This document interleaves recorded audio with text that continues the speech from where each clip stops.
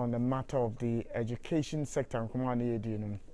Earlier, not about whether there is the need for us to have a review of the free SHS program. Maybe Wabeka is or teacher for identity there and pay the best year home. Not yet Edwin Como as Auntie Ajua. Na eno edi enkomo na ono susu no ne thoughts kakra wo concerning the matter no or their brain. Antonia, good morning. Good morning. Na anopa no mum saying onyame adom eye pa yo na ye di enkomo yi wo interest mu wo interest no but anything I didn't tune in early na me say you think intelligence be I entered to know say before illegal collection of money. And then as the conversation was going, it was like they had no business collecting it. I, as a teacher, there are challenges that we, the implementers of the policy, are going through. And it's time we all start, having an objective discussion about it. Those of us who implement the policies, will not be at the receiving end when something goes wrong. It is true. I think policymakers should let parents know, say, they also have a responsibility and a part to play when it comes to their children's education. If the government is taking a bulk of the burden on you, the little that they have to do, they should. Look at the textbooks issue like this. The government has given 4 out of the 8 textbooks. Now, if parents are asked to provide the other 4, I don't think this should be a big deal. After all, school now party, you, the family, are the first people to benefit. Obey engineer, obey doctor, obey newscaster. You, the parents, will benefit, and son of the society that the person should ever benefit. And we should look at it objectively, devoid of any emotions. Let's be realistic. And look at the challenges we are having and see how parents can be roped in to help. And in your view, your school. In your view, some of the things is the old association, the old student association, which has helped. Even with that, they still need a lot of help. My emotional. Now, headmistress need that because on not imagine a school be as a or prepaid electricity service. Nothing an ajobe 2 a.m. like echo offer. Where is she going to or he going to get the money to bring the light back?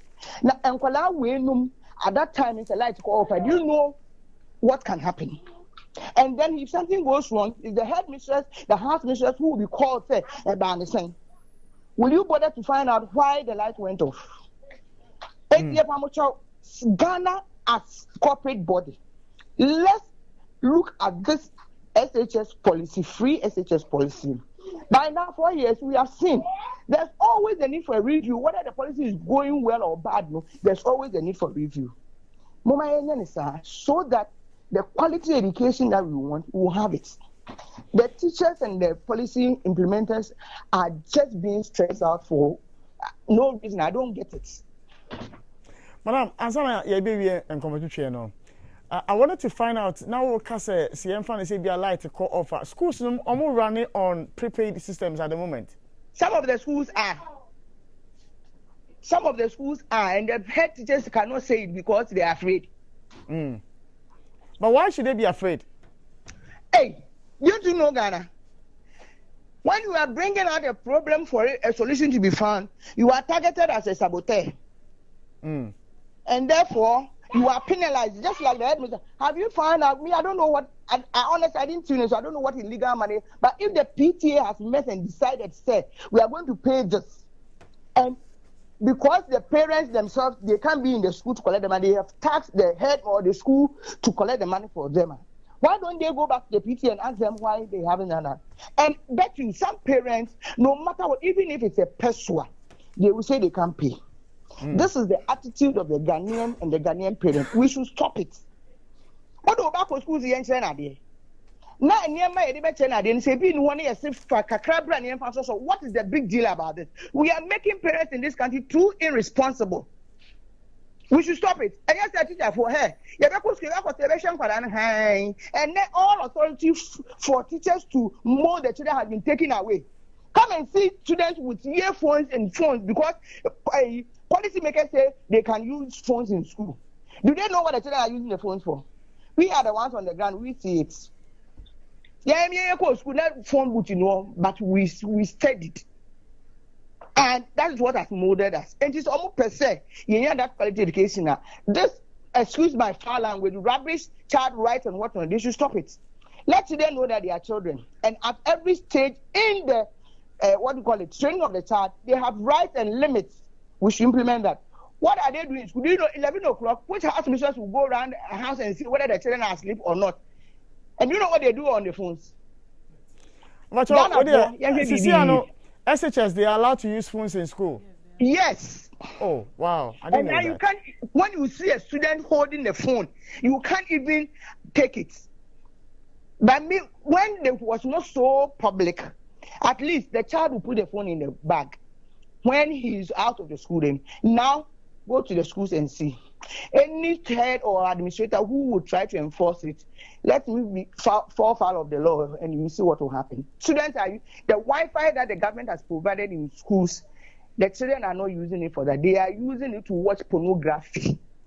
They are using it to download music and, excuse my foul language once again, stupid things. They are not using it for academic purposes.